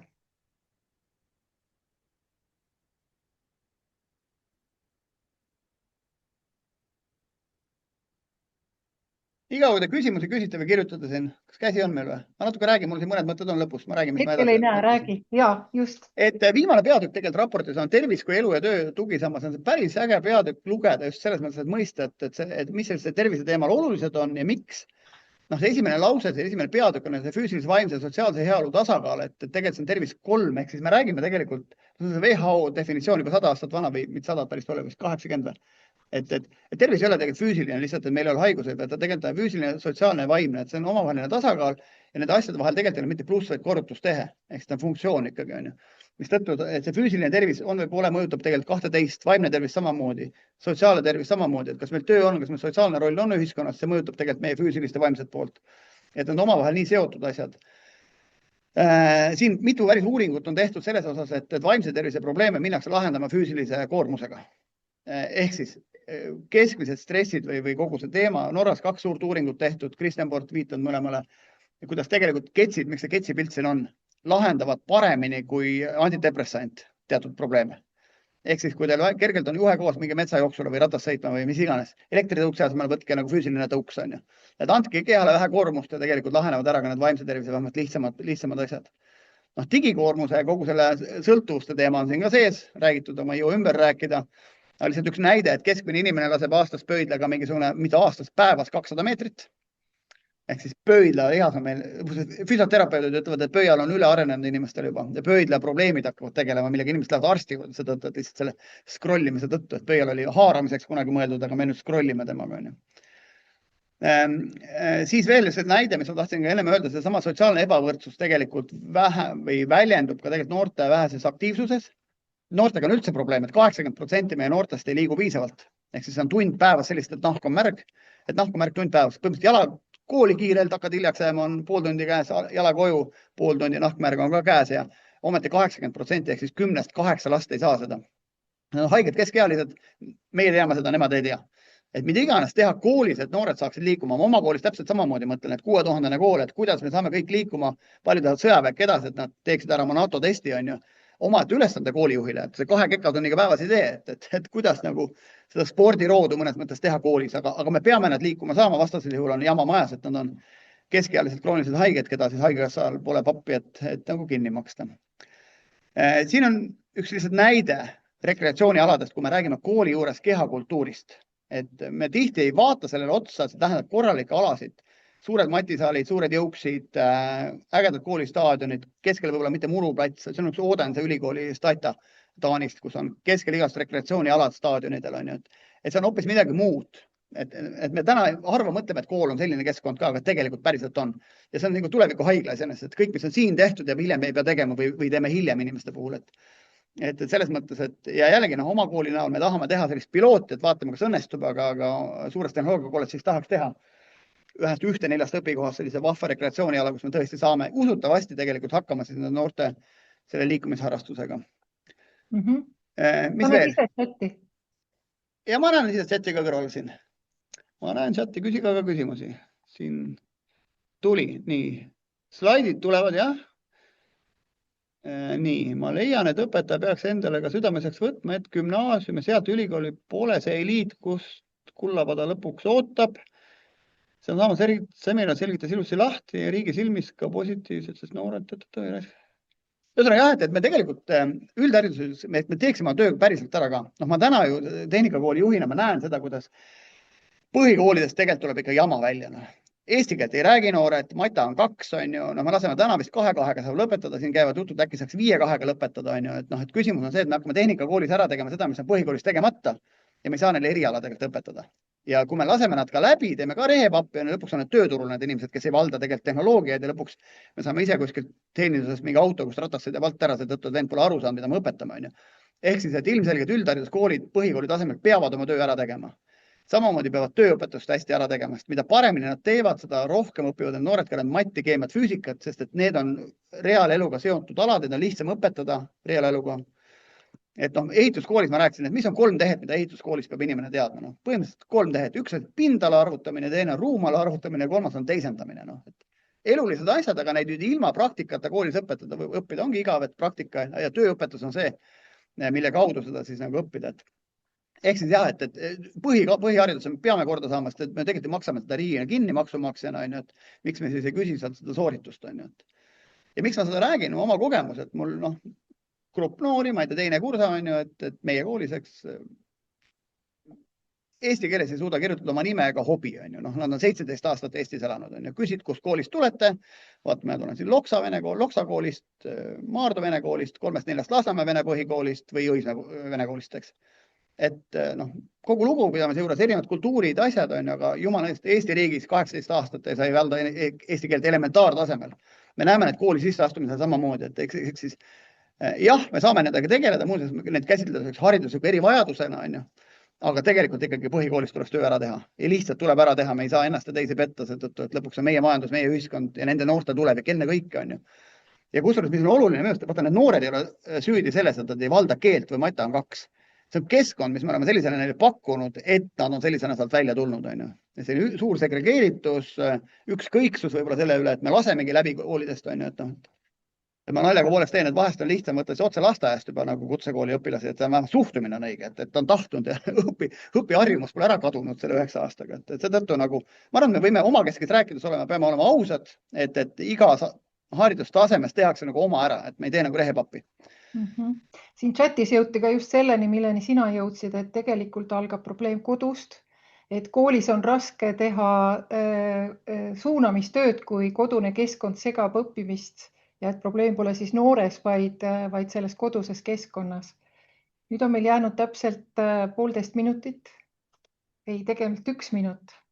Kuidas sa tahaksid selle kokku võtta, Ott, meie tänase tunni? Ma võtaks selle nii kokku, et me ehitame seda riiki nende inimestega, kes meil on. Eks meie riik, meie lapsed, meie pered, meie kõik nii, eks. Et ma arvan, me peame leidma siis viise, kuidas siis kompenseerida neid vajakajäämisi, kas või sama sotsiaalsed teemad on ju, või need perekondlikud, igasugused hobiringid, klubid, asjad on ju, need tegelikult aitavad ka noored selles mõttes kaasa, et